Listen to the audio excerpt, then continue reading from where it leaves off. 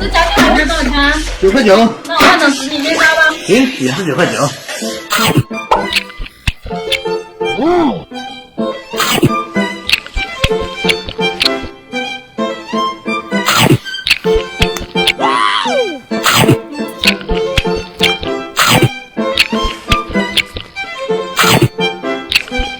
老板，我走了。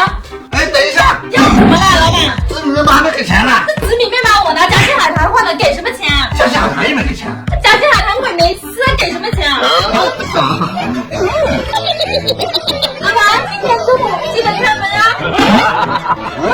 这我这还没。